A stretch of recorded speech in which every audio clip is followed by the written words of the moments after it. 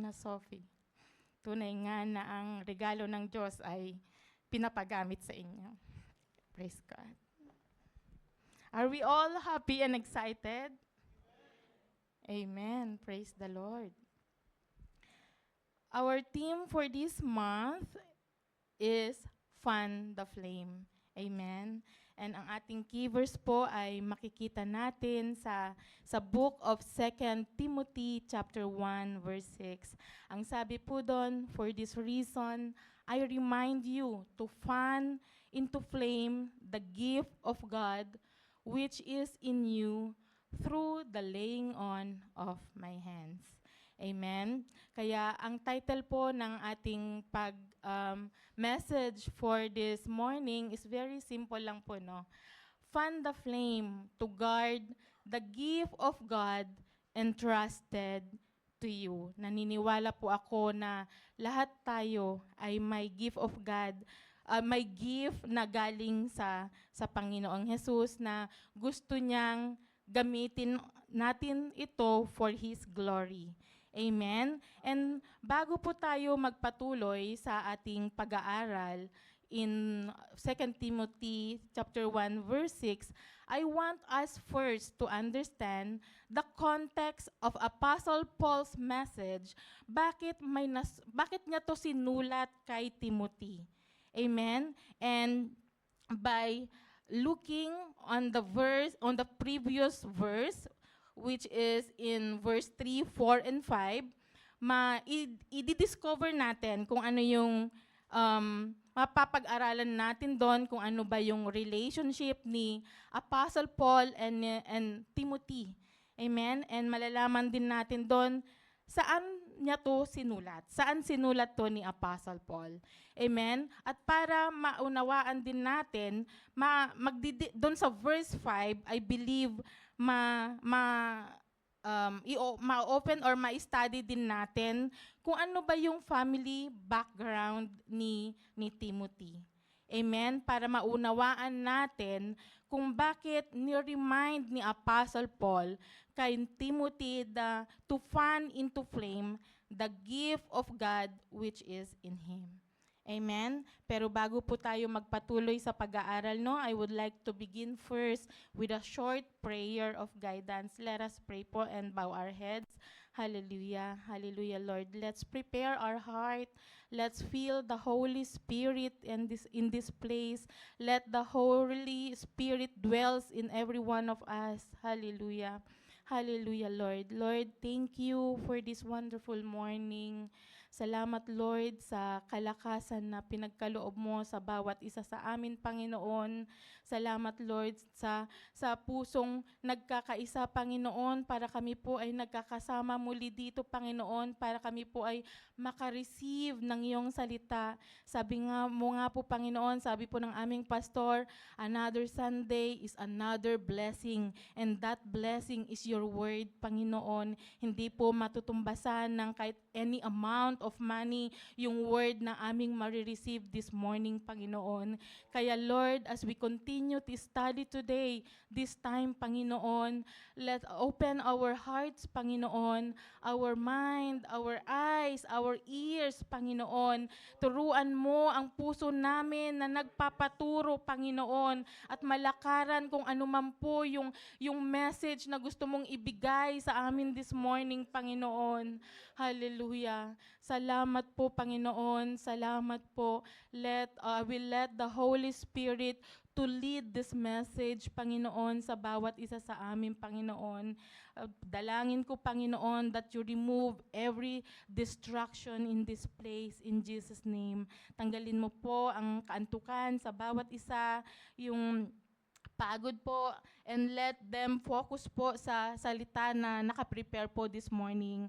Lord, like as always, that we are declaring, Lord, that apart from you, we can do nothing, Panginoon.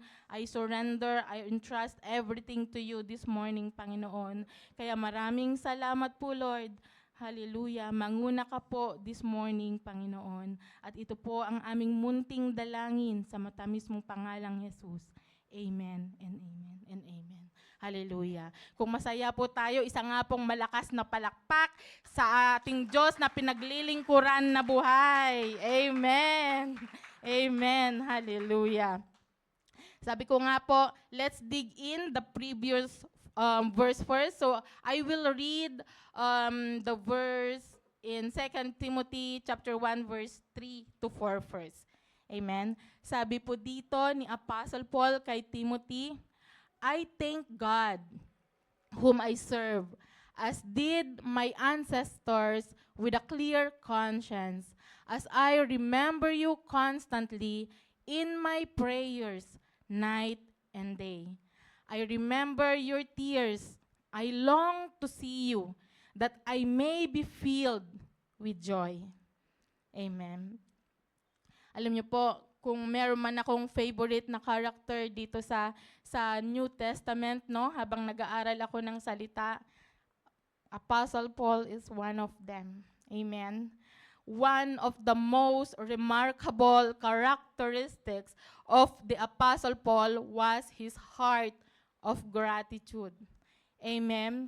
Na wala tayong nabasa sa scripture na even on his sufferings or on his very hard challenges, wala tayong nabasa na nagreklamo siya.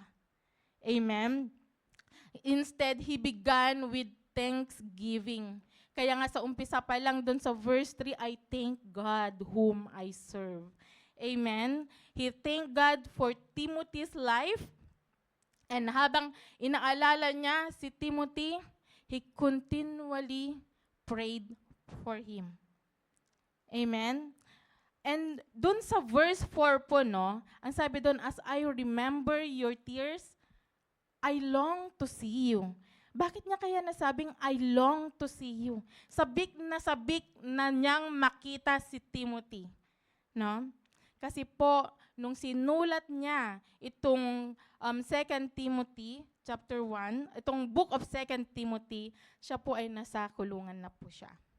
Amen? Nung sinulat yung letter, he was imprisoned in a Roman dungeon for the second time. First time na nahuli siya, nakalabas pa siya. But on the second time, nakakulong na siya, and he was expecting to be executed for his faith in Christ. Kung babasahin nyo yung 2 Timothy chapter 4, verse 6 to 8. And alam niya po, no, na malapit na ang katapusan ng kanyang buhay. Paul wrote to Timothy like a loving father. Amen? Writing to his beloved son. Amen? Hindi sila magkadugo po, no? Pero sila ay mag-ama sa pananampalataya. Ganyan itrato ni Apostle Paul si Timothy. Kaya kung babasahin nyo yung 2 Timothy chapter 2, beginning on that verse, ang introduction niya, you then, my son, no? My son, be strong in the grace that is in Christ Jesus. Amen? This was more than a little of affection po, no? But makikita nyo po yung malalim na relasyon nila that they had built through years of serving the Lord together. Amen? So somehow may story, mayroon na tayong truth na di-discover, no, behind doon sa message ni Apostle Paul kay Timothy on verse 6. So in practical level po, no, matagal nang may nabuo na close relationship between them two. No? Timothy joined Apostle Paul during his second missionary journey after Apostle Paul met him in Lystra. Amen? Kung babasahin nyo yung Book of Acts chapter 16. At yung Lystra po was the hometown of Timothy, a city in the Roman province of Galatia, which is currently now known as the beautiful country of Turkey. Amen? So from that time po, no, they traveled together, they preached together, they preached the gospel together, they planted churches together, amen, and they endured hardship together. Kaya nagkaroon ng maganda at close relationship si Timothy at saka si Apostle Paul. And to add with that, no, Timothy witnessed Apostle Paul's faith. Na-witness lahat, nakita lahat yon ni Timothy kung paano katatag yung pananampalataya ni Apostle Paul to follow Jesus Christ. Amen? Nakita niya yung sakripisyo na ginawa ni Apostle Paul for the glory of God. Yung suffering niya at yung commitment niya. Amen? And dahil dito po, no, hindi lamang siya naturuan ng doktrina, but nahubog din po siya sa pamamagitan ng halimbawa ng buhay ni Apostle Paul. Amen? So, as Apostle Paul's ministry was going to an end, ang desire lang naman po ni Apostle Paul is to pass on the faith and ministry that God had entrusted to him. Amen? He was not writing merely as an apostle giving instructions po, no? But as a loving spiritual father who deeply cared for his spiritual son. Amen? And for the time being po, no, he encouraged Timothy to remain steadfast, no, to be strong in the grace of Christ, and faithfully continue the work of the Lord even after he was gone. Kaya in verse 3 and 4 po, we now learn that Apostle Paul was imprisoned in Rome while he was writing this letter to Timothy. And we now know, alam na natin ngayon kung gaano siya ka-close. Nagkaroon sila ng special, very tight relationship, no? Si Apostle Paul and Timothy. Mag-ama nga eh. Especially si Apostle Paul. Tinuring niyang anak talaga in Christ si Timothy. No? And Timothy was Apostle Paul's protege. Amen? Because Apostle Paul took Timothy under his flock, no? He discipled him. He traveled with him. Naglakbay kasama siya. He taught him in the scriptures and entrusted him with ministry responsibilities and prepared him to lead the churches. Amen. Nafa-follow niyo po ba? Amen. Kung gusto niyo pong ano yung story na yon, basahin niyo lang po yung Book of Acts 14 to 17. Amen. So yun na po, nalaman na natin yung relationship ni Apostle Paul and Timothy and kung saan sinulat ni Apostle Paul itong letter na to kay Timothy. Let's go to verse 5 naman. Ang sabi po doon, I am reminded of your sincere faith, a faith that dwelt first in your grandmother Louise and your mother Eunice, and now I am sure dwells in you as well. So sinasabi po dyan, no, Timothy's heritage of faith was from her grandmother and mother. Amen? Isa pong napakagandang halimbawa po, no, si Timothy na marami sa atin ang pwedeng makarelate. No? Hindi naging matatag po ang kanyang pananampalataya ng biglaan, but behind his spiritual growth po, no, was the faithful influence of two godly women in his life. His grandmother Louise and his mother Eunice. Amen? So yung lola niya po at yung nanay niya ay parehas na Jewish believers. Amen? Who intentionally nurtured Timothy's faith from a young age. And dahil dito po, no, lumaki si Timothy sa isang tahanan kung saan ang salita ng Diyos ay naging pundasyon ngayon ng kanyang buhay spiritual. Are you following po, church? Malinaw po ba? Amen. So mula po nung bata po siya, no, post ko lang po doon, siguro naninibago po kayo, no, iba yung way ng message ko this morning because I want to apply yung natutunan natin sa leadership training natin kay Pastor Joel. Kaya nag-iba po yung aking style. Amen? So let's go back po. Kaya sabi ko po doon, dahil dito lumaki si Timothy sa isang tahanan kung saan ang salita ng Diyos ang naging pundasyon ng kanyang buhay spiritual. And mula nung bata pa siya, pinakilala na ng parents niya, ng mother niya and lola niya about sa Diyos ni Abraham, Diyos ni Isaac and Jacob, na ang Diyos ni Abraham, Isaac and Jacob ay iisang Diyos na kanilang kinikilala on His time. It's the same God. Amen? Tinuruan siya tungkol sa mga promise of God. Amen? Sa history of Israel. Amen? And of course, yung napaka-importanting banal na kasulatan. Amen? And bilang isang pamilyang Hudyo, malamang, I believe po no, na si Timothy po ay naging bahagi rin po ng kanyang paglaki ay ang yung pagdalo niya sa mga religious gatherings in synagogue.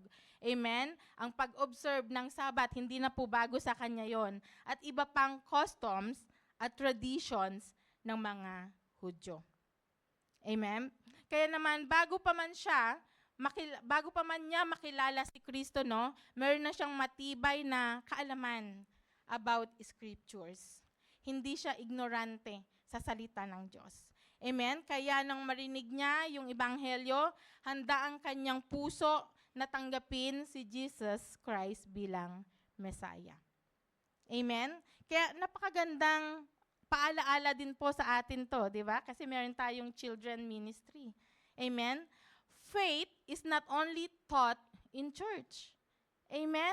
It is first modeled and nurtured at home. Amen? Ang tahanan po natin ang unang lugar kung saan natututunan ng isang bata kung sino ang Diyos na ating pinaglilingkuran at kung paano siya mahalin. Amen? Amen. Kaya, let's go back again. Sabi doon, I am reminded of your sincere faith.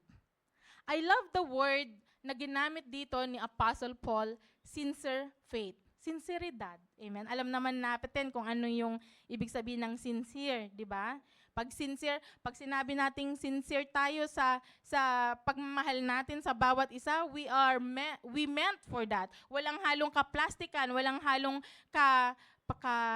anong tawag doon? Pakitang tao. Amen? Amen? Kaya nung sinabi ni Apostle Paul dito na, I reminded of your sincere faith, what does it mean? Sinasabi dito ni Apostle Paul that Timothy's faith was a living faith. Amen? Kaya ganyan na lang ka-confident si Apostle Paul na sabihin, I am sure dwells in you as well. Amen? Kaya, and Apostle Paul knew also that the faith that meron siya, hindi lang namumuhay sa kanya, at namumuhay din ito sa kanyang nanay at sa kanyang lola. Amen? So, in the passage po, no, hindi po ba kayo nagtataka na Apostle Paul mentioned the name of his grandmother and he mentioned also the name of his mother. Who's the missing one? The father. Nasaan kaya yung father ni Timothy? Let's read Acts chapter 16 verse 1. Sabi po doon, Paul came, sorry po, I will reread it again. Na-excite lang po ako. Paul came also to Derbe and to Lystra. Katulang sinabi ko kanina, Lystra is the hometown of Timothy. Amen. A disciple was there named Timothy, the son of man of a Jewish woman who was a believer, but his father was a Greek. So may idea na po kayo kung anong klaseng tatay meron si Timothy. No? Timothy's father was a Greek. Kung babasahin niyo po yung book of Acts chapter 17, you will gain insight into the belief, customs, and culture of many Greeks during the time of Timothy and Apostle Paul. Amen? Na hindi naman lahat ng Greek ay hindi naniniwala kay Jesus Christ. In fact, madaming nagpa-convert, madaming nag-follow kay Jesus Christ. But of course, meron ding hindi sumunod. Amen? And kung babasahin natin dito, no, sa message dito sa chapter 16, verse 1, ano sa tingin nyo yung father ni Timothy? No? As for Timothy's father, no, the Bible never tells us that he became a believer. But with the description made by Apostle Paul, I assume, siguro kayo din po, no?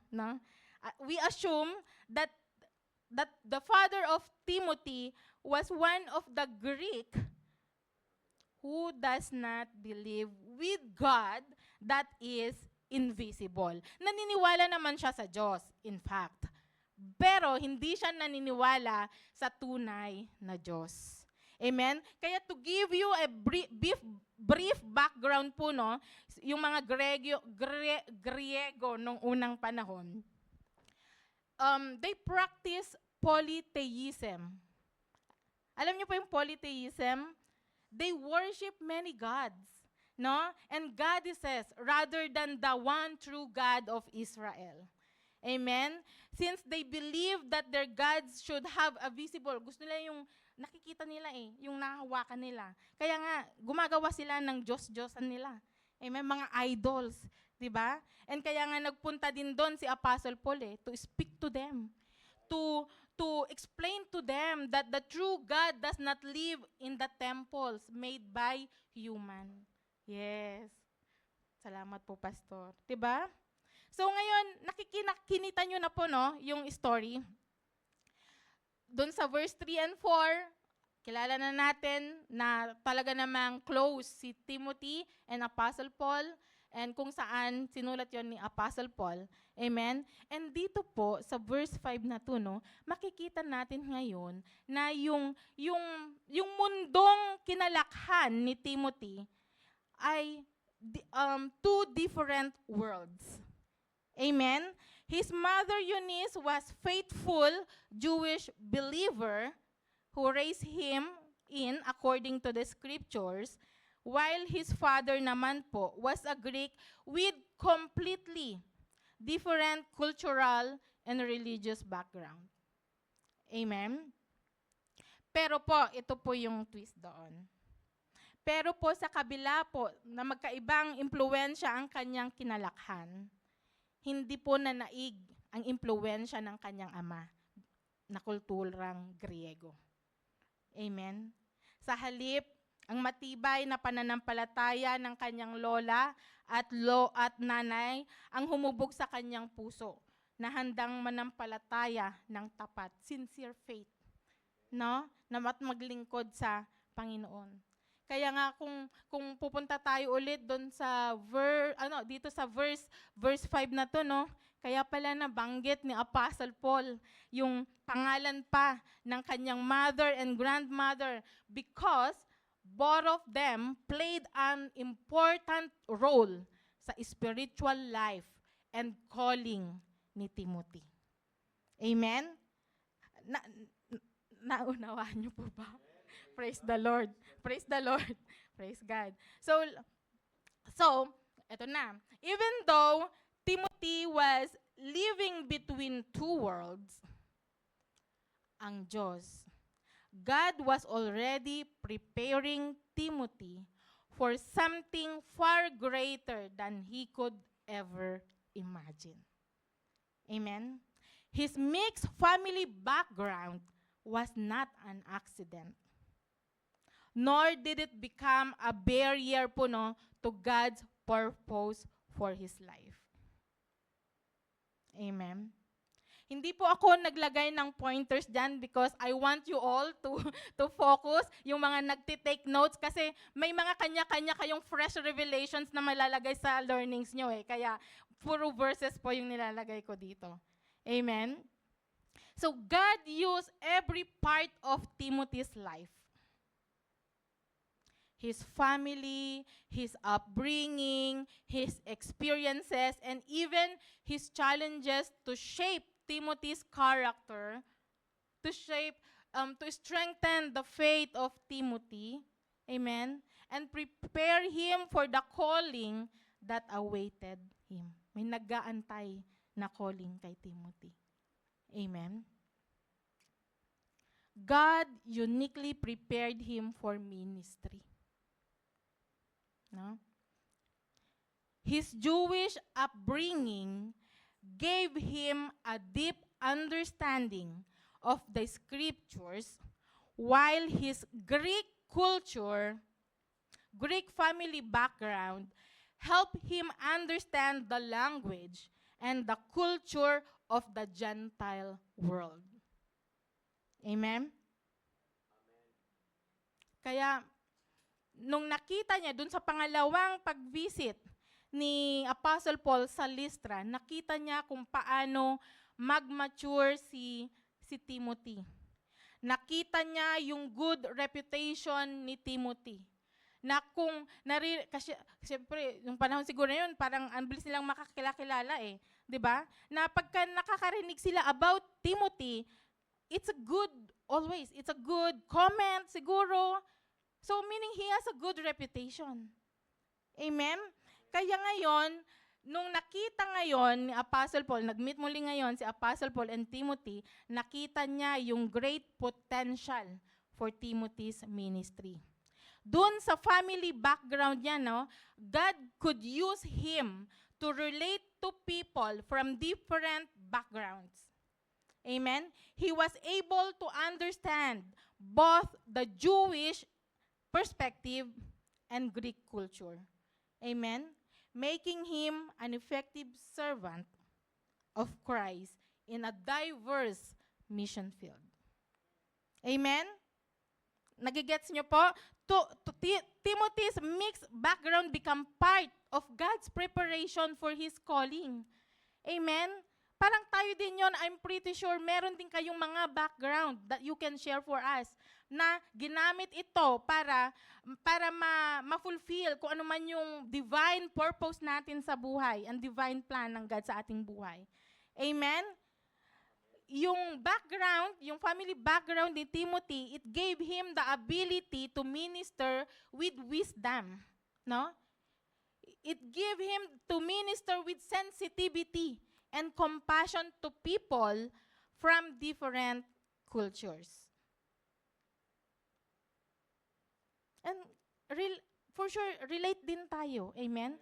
May iba't iba tayong experiences, may iba't iba tayong breakthrough na napagdaanan nung bata pa tayo hanggang ngayon. But God uses that for us for our own purpose, divine purpose. Amen? Nadapa, pero nakabangon. Amen? God often uses the very things we think disqualify us to prepare us for the work He has called us to do.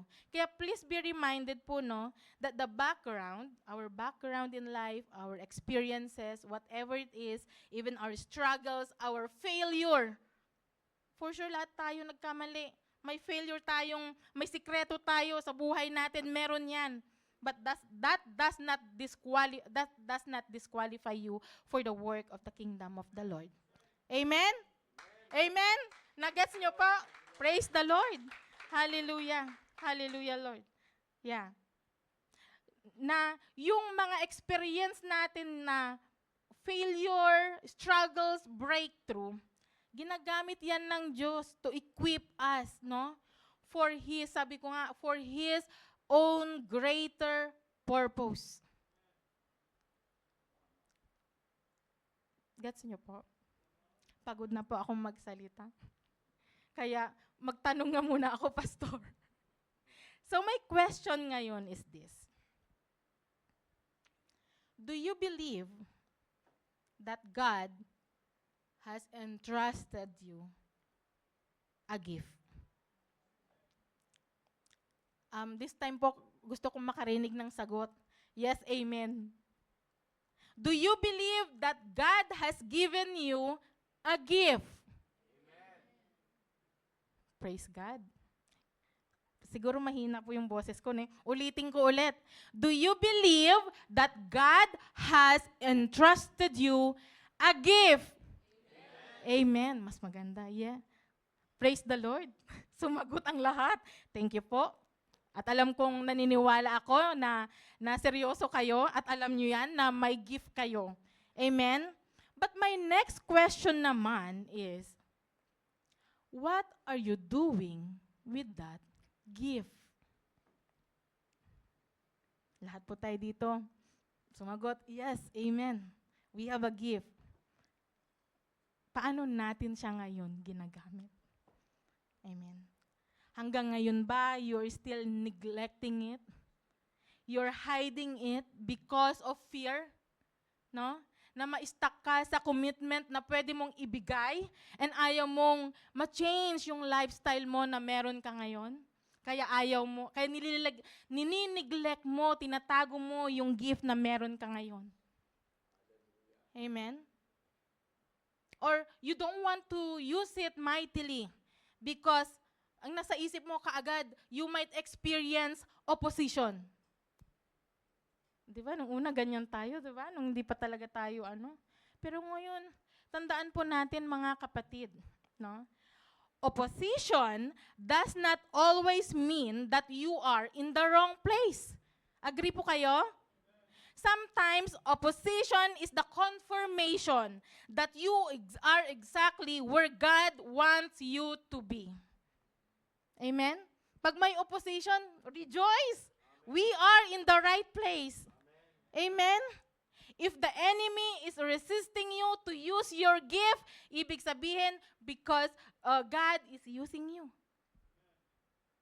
Amen? Kaya huwag tayong papatalo. Huwag tayong pananaig. Amen? Tandaan po natin si Timothy. Timothy faced false teachers, criticism, and tremendous pressure in Ephesus. No? Pero kaya favorite ko to si Apostle Paul. Hindi siya napapagod na i-encourage siya. Na, o sige, anuhin mo na lang, pag ano ka na-disappoint ka na, meron ka nang na-receive na mga pressure or criticism, sige, umalis ka na sa ministry mo. Hindi po, ganyan si Apostle Paul. He encouraged him. He encouraged Timothy to stand firm, fan into flame the gift of God he has, no? And continue fulfilling his calling. Amen? And this will apply to us as well. Tandaan nyo, pwedeng si Timothy, para din tayong si Timothy. Amen? Yung na-experience niya ay na-experience din natin but in a different perspective na lang kasi ilang years ago pa yon. Iba na yung generation natin ngayon.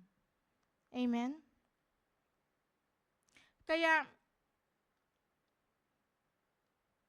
meron pa ba ditong ninineglect yung gift? Let me read this passage to remind everyone, no? In 1 Timothy chapter 4, verse 14. Malinaw po doon, sabi ng Apostle Paul kay Timothy. Ni-remind niya, do not neglect the gift you have. No? Parang, ako si Apostle Paul, sasabihin ko din yan sa inyo. Do not neglect the gift that you have, which was given you by prophecy when the council of elders laid their hands on you. Again, nakita nyo kung gaano ka-persistent si Apostle Paul magbigay ng encouragement and reminder, no, kay Timothy about his spiritual gift. Basahin nyo din po yan. This is also a reminder for us. Amen? Imagine nyo, kayo din si Timothy na pinapaalahanan ni Apostle Paul not to neglect your gift. You have a gift. Amen? That you can use for the glory of the Lord. Agree po tayo? Amen? If meron pa dito na hindi pa rin confident, ayaw pa rin i-claim na na wala silang gift eh. Wala po akong gift, pastora. Pastor, wala talaga, no? Let me read one more confirmation in the passage of 1 Peter chapter 4 verse 10. As each has received, sige po, pwede bang pakibasa natin together? 1, 2, 3. As each has received a gift, use it to to serve one another as good stewards of God's varied grace. Napakaganda po. No? We are God's stewards. Amen? Bakit natin i-refuse yung gift na meron tayo? Lahat tayo bilang children of God, bilang follower of Christ, no? We all receive at least one, hindi zero. At least one spiritual gift from our God above. Minimum one. Meron yan, baka nasa kanilang lahat, di ba? Brother Marbs, nasa kanya ng lahat. Worship leader. Nag-short exhortation pa siya. No? Nag-pray pa siya. Nag-tithe. Praise the Lord. Amen? Pero ayaw naming makakarinig dito na sasabihin nyo kay Pastor Joel, wala po talaga akong gift. No! Hindi yan ang sinasabi ng Scripture. We all have. Amen? Na pwede nating gamitin sa work of the kingdom of God. Amen? Hallelujah. 1 Corinthians chapter 4, chapter 12, verse 4 to 6. Sorry po, painom po muna, nanunuyot na po ako.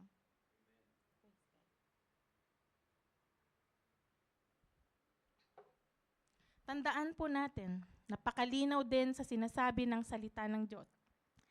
Now there are varieties of gifts, but the same Spirit. And there are varieties of service, but the same Lord. And there are varieties of activities, but it is the same God who empowers them all in everyone. Napakalinaw po. Amen? Napakasimple lang po ang gustong sabihin dito ni Apostle Paul. Hindi pare-pareho ang gift na meron tayo, pero iisa lang ang pinanggalingan. Saan? Kanino? Sa Diyos nating pinaglilingkuran. Amen? Kaya nga, pansin nyo dito, hindi lahat ay preacher, hindi naman lahat ay singer.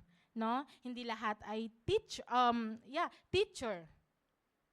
Baka hindi mo alam, you have a gift of conversation. Ano yun? Hindi ko pinopromote ang chismis po kung sinabi kong gift of conversation. Hindi po. Na habang ikaw ay nakikipag-usap sa kapatid, normal pag-uusap lang naman, no? But in the middle of the conversation, nagsishare ka na pala ng salita. That's gift of conversation. Amen? Hindi mo alam, you have the gift of encouragement. Gift of giving, sabi ni Brother Marbs. Amen? Gamitin. Gift of experience, kung ano yung experience mo sa labas, pwede mong gamitin dito sa loob, sa gawain ng Diyos. Amen? Baka hindi mo alam, ikaw yung tao na may gift of praying, na every time na nagpipray ka, there's always a power and anointing. Amen? At madami pa pong gift na madidiscover nyo sa sarili nyo. Amen? And naniniwala po ako, no, that God intentionally gave different gifts to different people because the church needs every member. Amen? Kaya nga, iba-iba yung ano natin eh. Abilidad natin eh. Katulad din ng katawan natin. Amen? Our body has many parts. Kamay, ilong, tenga, di ba? With different functions. Ganyan din po dito. The body of Christ also needs every believer serving according to the gift God has given them. Malinaw po? 1 Corinthians chapter 12, verse 14, for the body does not consist of one member, but of many. Amen? Kaya, wag yun nang i-affirm sa sarili nyo, I don't have a gift. Meron akong gift, Lord. Paano ko ba to gagamitin? Dapat yan yung tinatanong natin sa sarili natin, no? Pagka tayo ay nagmumunay ba? Tawag po doon. Bubulay-bulay. Ayan. Ba yun, naging tinapay na. Sorry po.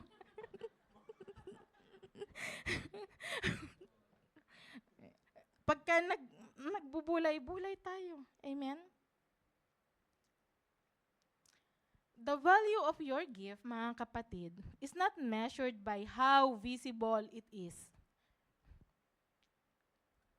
but by how faithful you are using it for God's glory.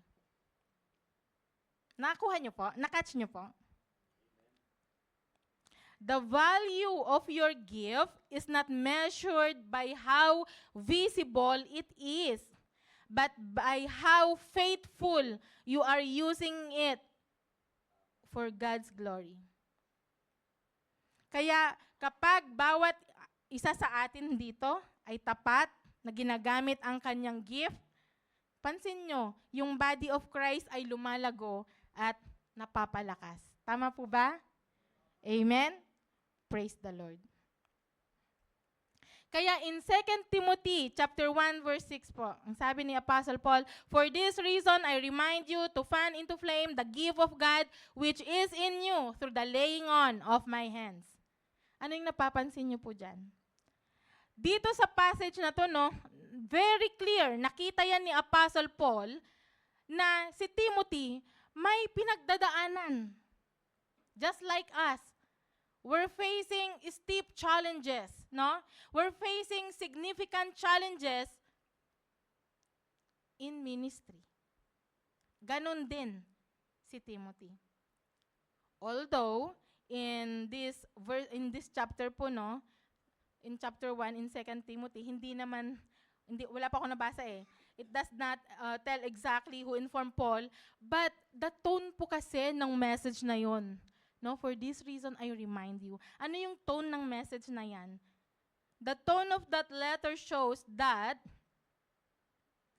Apostle Paul is fully aware of Timothy's struggles. No?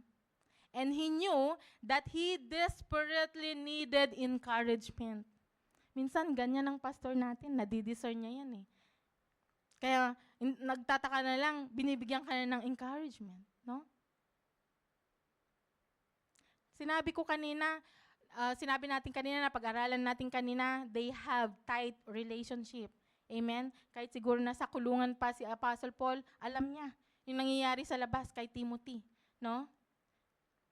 He had mentored him for many years, no? And entrusted him the responsibility of leading the church in Ephesus. Kung nabasa niyo na po yung book of 1 Timothy, anong klaseng lugar ang Ephesus? Diyan nagmi-minister si Timothy. Ephesus was not an easy place to minister. The church was being threatened by false teachers. Mababasa niyo yan. Wrong doctrines, no? And constant opposition. On the top of that pa, no, Timothy carried the heavy responsibility of shepherding God's people while he was still a young leader. Yan yung challenge ni Timothy. Kung ang pastor nga natin ramdam din niya yung heavy responsibility. Di ba, pastor? Nagsishepherd ng madaming anak ng Diyos. Mahirap yan. Si Timothy pa kaya na batang-bata. Amen? Kaya dun sa verse 7, no, ni-remind na naman siya ni Apostle Paul, "For God gave us a spirit not of fear, but of power and love and self-control." Amen? Kasi kung titignan nyo yung personality ni Timothy, very soft. No? Na yung personality ni Timothy ay merong naturally timid or preserved personality. Na meron din ako. Na meron din kayo. Amen? Timid. Kaya lalong nagpabigat yung pressure sa kanyang ministry, no? But again, Apostle Paul reminded Timothy, yung fear, kahit tayo, please be reminded, nabanggit ko to kay Brother Marbs kanina, yung fear, yung takot na nararamdaman natin, tandaan po natin, hindi po yan galing sa Diyos. Amen? Makakaramdam tayo ng kaba. Kasi yung kaba, tinuturuan tayong maging humble. No? Pero yung takot na nararamdaman natin, tandaan po natin, hindi po yan galing sa Diyos. Amen? Kasi binigyan tayo ng Holy Spirit to empower us. Amen? Spirit of power, not timidity, not fear. Amen? Kaya, kung ano yung tinuro, kung ano yung ni-remind ni Apostle Paul kay Timothy na huwag kang mag-rely sa yung sariling lakas, sariling, understanding. May Holy Spirit eh. The Holy Spirit is living in you. You have power, you have love, and you have self-discipline. Amen? That needed to fulfill His calling. Tayo din yun. That needed to fulfill our calling. Amen? Kaya, si Apostle Paul tenderly encourage and remind Timothy in verse 6 to flame the gift of God he has received. Nire-remind niya dito, don't let pressure, discouragement, opposition, pagod, ano pa, name it. No? Silence the gift that God has entrusted you. Amen? Fan it into flame. Stir it up. Sabi ni Pastor, keep using it. Keep on improving. Amen? Kaya, that reminder is the same reminder for us today, mga kapatid. Danas na danas natin. There will be a seasons when ministry become difficult, nakakapagod, no? May disappointment pa, ano pa. But God is calling us to flame, no? To fan the flame. Amen? To guard and to protect the gift of God He has entrusted to us. Amen? Keep on fan into flame to continue serving Him faithfully until the very end of our lives in this temporary world. We have eternal world. Agree? Hallelujah. Inantok na po kayo? Sorry po malapit na po tayo. No amen? Sorry po, tignan ko lang. Okay. May oras pa po. Ayoko pong So, may natututunan po ba tayo? Praise the Lord. Ano po yon? Ang dami kong sinabi. Praise God. Naniniwala naman po ako. Meron po kayong napipik dyan. Amen? Kaya, napakasimple lang po, no, itong message ko na to. Ano ba tong gift of God that He entrusted to us that we need to fan it and we don't need to lose it? We don't want to lose it. Napakasimple lang po pa, mga kapatid, no? The presence of the Holy Spirit. Napakahalaga na yung presensya ng Holy Spirit ay laging namumuhay sa atin every day. Naniniwala po ako, the presence of the Holy Spirit is God's gift to every believer na hindi obligado kailangan trabaho natin tong paypayan, no? Araw-araw. Kasi if we fan into flame daily, may assurance tayo na kung anong merong gift na meron tayo external gift, internal gift, it will be useful to God in His service. Amen? Bakit gift of God? The Holy Spirit, the presence of the Holy Spirit is purely by the grace of God through faith in Christ Jesus. Naniwala po kayo? Siyang nagbibigay sa atin ng kapangyarihan. Tama po? Kaya nga, sinend ni Jesus yung kanyang advocate, which is the Holy Spirit. And we need that presence of the Holy Spirit. Amen? The Holy Spirit na nagbibigay sa atin ng wisdom, lakas, gabay, para magawa natin yung ipinagkatiwala sa atin ng Diyos na kaloob. Talentado nga tayo, may abilidad nga tayo. Pero kung ang Holy Spirit ay hindi nananahan sa iyo, you cannot do it without it. Kaya yung Holy Spirit na meron kayo ngayon, the presence, wag nyo na po itong patayin. Parang awa nyo na. No? Dalhin nyo yan kahit saan kayo magpunta. Sabi ko nga, without the Holy Spirit, we may have natural abilities, no? But we cannot accomplish without it. Hindi mo yan mapapalago without the presence of the Holy Spirit. Amen po ba? Lahat po tayo, no, nananahan yung presensya ng Holy Spirit sa buhay natin. Mapabahay, mapatrabaho, anywhere we go. Tama po ba? Amen? Kasi yung Spirit, the presence of the Holy Spirit, siya yung nag-empower to use the gift that God has given or entrusted to us. Amen? By ourselves, our talents, our abilities, no? May limitasyon yan. But when the Holy Spirit work in us, napaka-ordinaryo na lang napaka-ordinaryo nating tao, no?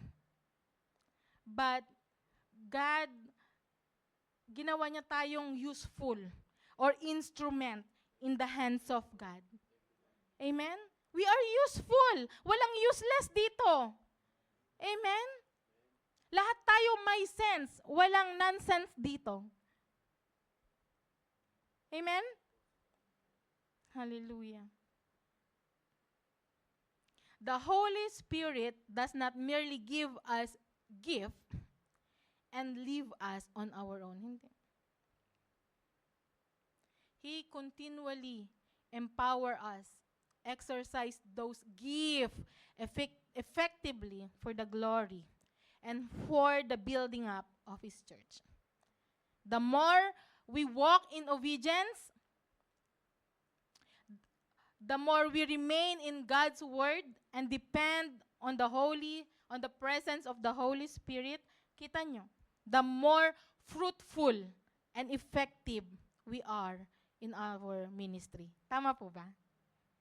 Praise the Lord. Kaya, mga kapatid, let's not be contented, no, na meron tayong spiritual gift, but please declare this, no, we have gift, we have spiritual gift, and i-affirm, i-declare nyo na yung Holy Spirit ay nagtatrabaho sa buhay nyo. Amen? A gift that is surrendered to the Holy Spirit becomes blessing to many people. You are a blessing to other people. Amen? But the gift that is neglected will never accomplish the purpose of God with us. Ang tahimik niyo po, no? Na-over po ba kayo sa sa pagsasalita ko? Kaya, Apostle Paul encouraged Timothy, fan into flame the gift of God. The gift was already there. Na? Ganon din kay Timothy. But Timothy, same as to us, needed to depend on the presence of the Holy Spirit and continue using it faithfully. Amen? As we yield ourselves to the Holy Spirit each day, tignan nyo yung pagbabago sa ating personality, sa ating buhay. Amen? Kita yan. He shapes us, our character. No? At mas lalong pinatatag niya yung ating pananampalataya. Kaya, let us make our life more useful in God's kingdom. Amen po ba? Amen po? Amen. Ang goal natin is hindi lang simpleng gifted tayo. Nasa atin na lahat yung gift na pinagkaloob ng Diyos. But that gift, it should be spirit-empowered. No?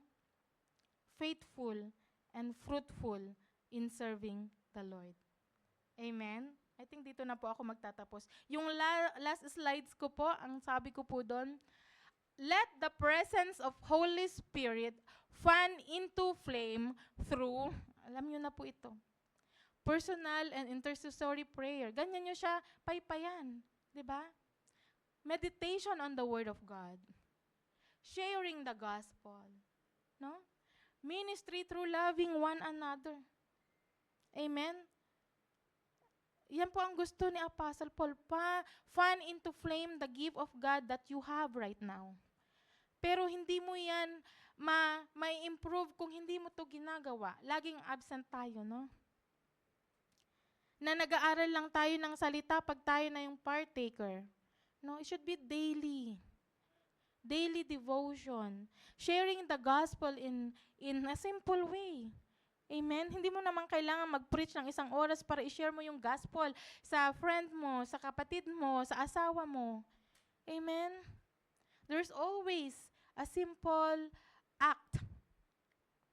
Amen? And it is not really complicated.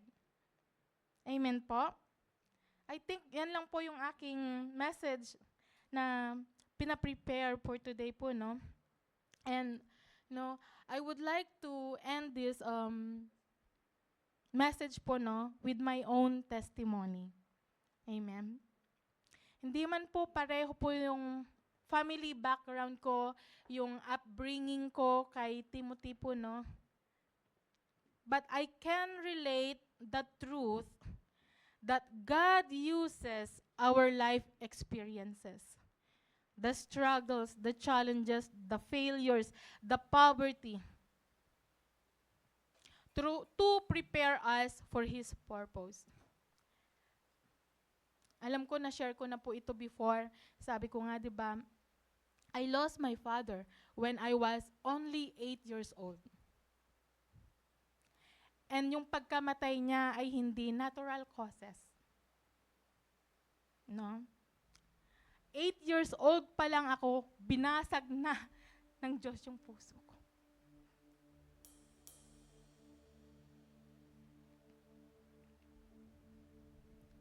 Though I can't remember that I blame God, bakit kinuha niya kaagad yung aking tatay?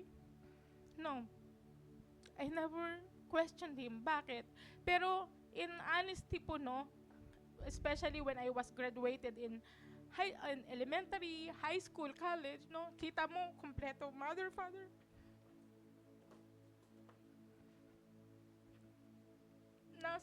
Na parang, hindi naman inggit, pero sana, alam mo yung feeling, I still remember this, yung feeling na sana yung tatay ko din, siya yung nagkabit ng medal ko when I was valedictorian in elementary.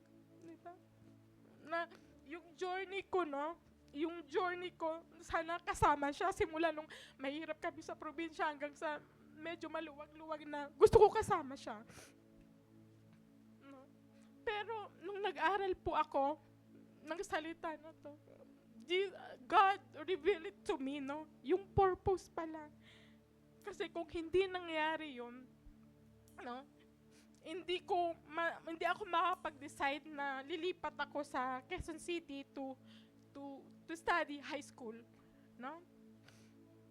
Hindi ako makakapag-study ng college sa Manila. Kasi nung nasa probinsya ako, parang planado na yung buhay ko eh. Pagka-graduate ko ng elementary, mag-high school ako, then magka-college ako doon, kukunin ko teacher, and then magti-teacher ako doon sa kung saan ako graduate na elementary school. That's my plan. But the plan of God sa buhay ko is totally different. No?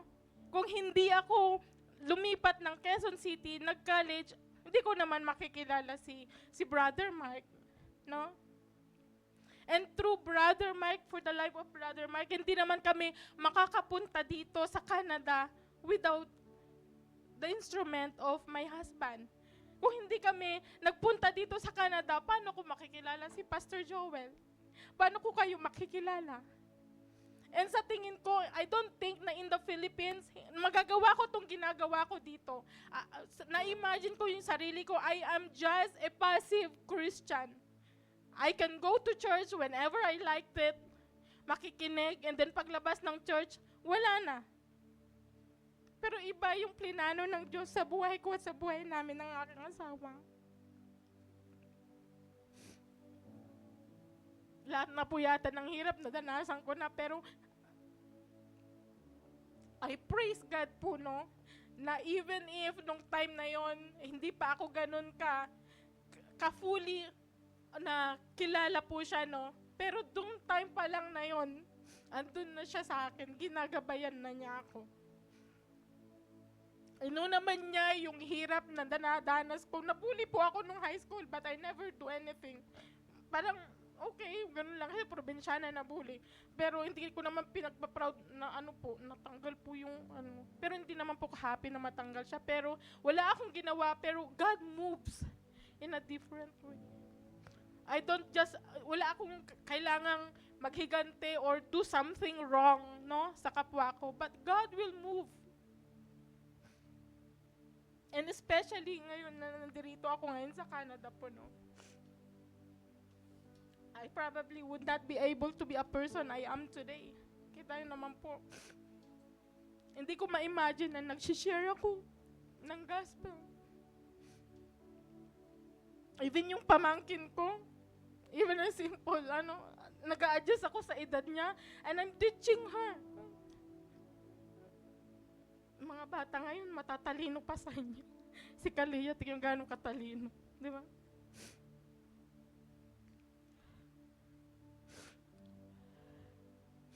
Kaya, sorry pa, hindi ko po. Kaya nakita niyo po yung plano. Kung ano yung plano may plano ang God kay Timothy, may plano din ang God sa buhay natin. Amen? Minsan ipaparanas niya talaga sa atin na durog ka basag ka. Pero yan po yung way niya para ma-nurture tayo. Yan po yung ginamit niya as preparation, no? Physically, yes, I've lost my father on my young, nawalan po ako, yes. But 40 years, ngayon ko lang na-realize po, that God turned that loss, pain, sufferings, no, on His greater plan for me. Amen? My divine purpose pala is dito sa Canada. Amen? For me to discover kung ano yung plano ng Diyos sa akin. And you know what? Hindi ko naman po madidiscover, makikita yung spiritual gift ko kung hindi ginamit ang Diyos ang buhay ni Pastor Joel and his family. Siya po yung nakadiscern ng potential.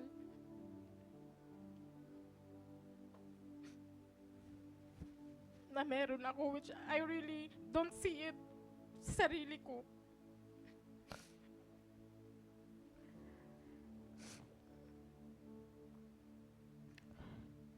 And you know, mga kapatid, hindi lang niya kami binigyan ng bagong simula, no? But He gave us a greater opportunity po, no, to serve Him here. And dito sa Canada, imagine, isa kang immigrant, no? But the grace of the Lord is very generous. Amen? He even blessed me and Brother Mark and giving this privilege po, no, na maging Canadian citizen.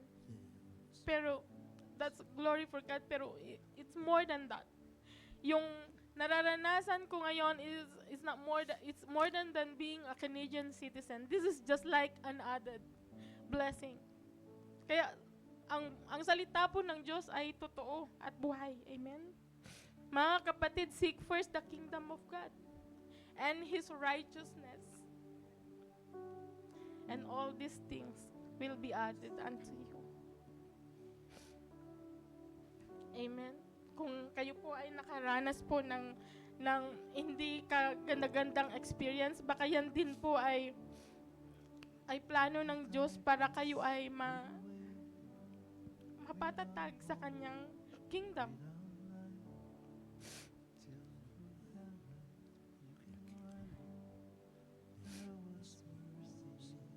Yung pain na naranasan natin, yung suffering, hindi po yan waste.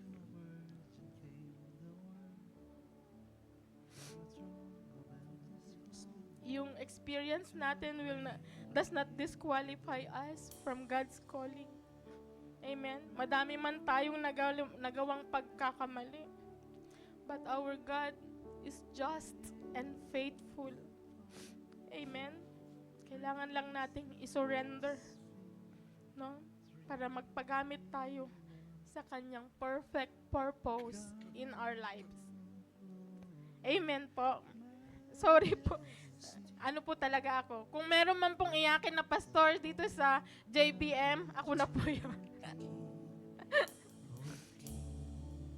Romans 8:28 also remind us, and we know that in all things God works for the good of those who love Him, who have been called according to His purpose. I thank God po, without regret, without any pagkukunwari, because I'm here in front in the pulpit. I thank God that He used me. I thank God that He bring me exactly where He wanted me to.